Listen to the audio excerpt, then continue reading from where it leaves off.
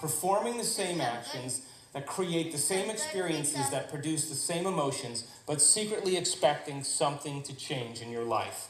Would you agree? Yep. So then, as the environment turns on different circuits in your brain, you begin to think equal to your environment. Yep. As you see the same people and go to the same places and do the same things at the same time, it's the external environment that's turning on different circuits in your brain, causing you to think equal to everything that you know. You see?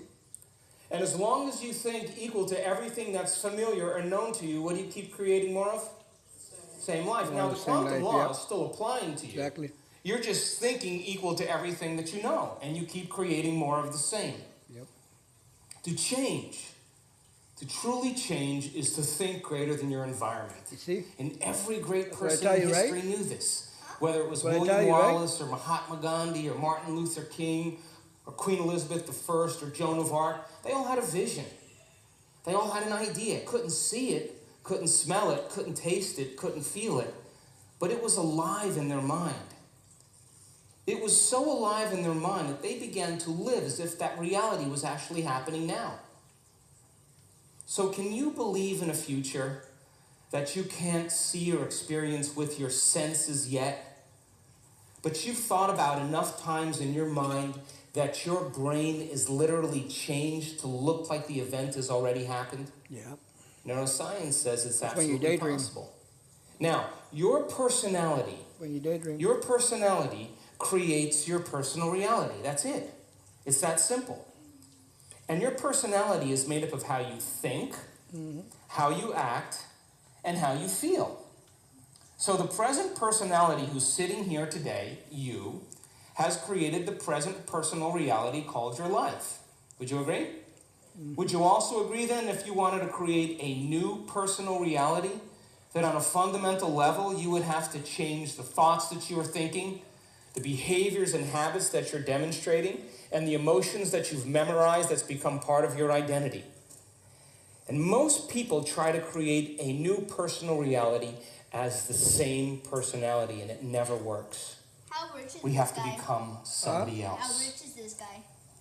So then, as you keep thinking the same thoughts, performing the same actions, and living by the same experiences that produce the same emotions, Might be rich, but there's a principle in I don't know neuroscience how that rich says nerve cells that fire together wire together.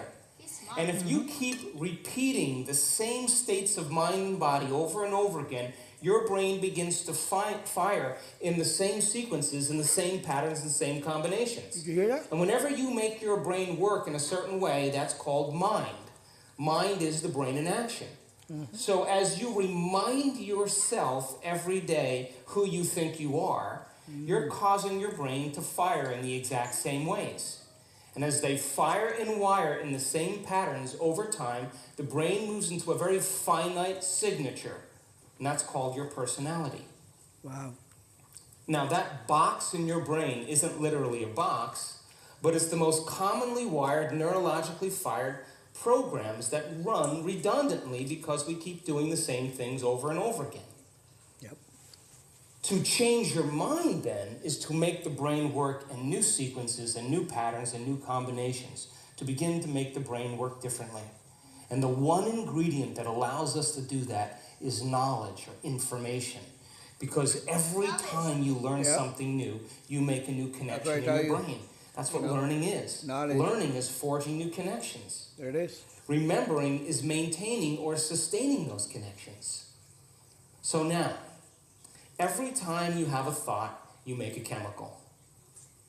And if you have a great thought, or an unlimited thought, or a joyful thought, you turn on a set of circuits in your brain that fires in a very specific sequence, pattern, and combination that produces a level of mind that turns on another part of the brain that makes a chemical for you to begin to feel exactly the way you were just thinking.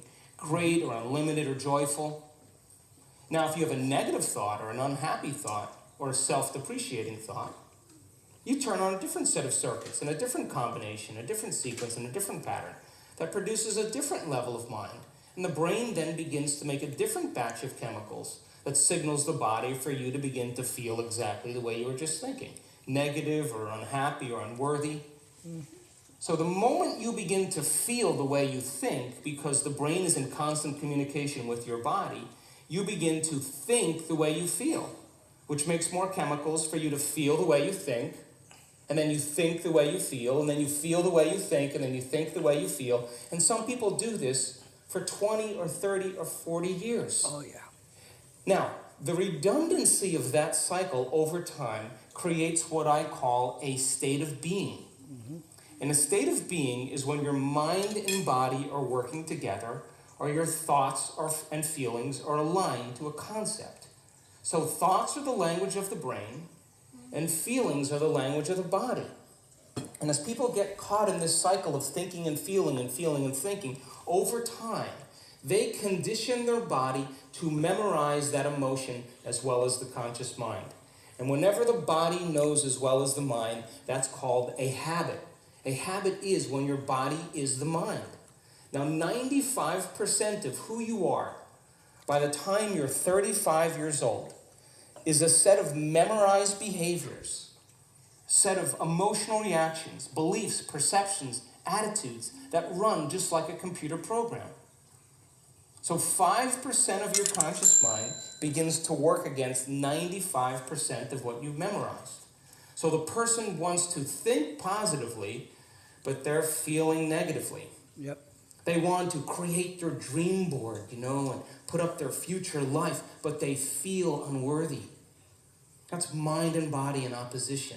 We have to recondition the body to a new mind. Yep. So how many people here know someone who's memorized suffering? Doesn't have to be you, it could be anybody. And you say to that person, hey, did you read the book I gave you? What do they say? No. Did you see the DVD I gave you? Like my dad. I bought him a book and he never read it. Hey, listen, we're going to go out to dinner. We're going to go see some stand-up comedy and go for a walk along the water. You want to come? No. What are they saying?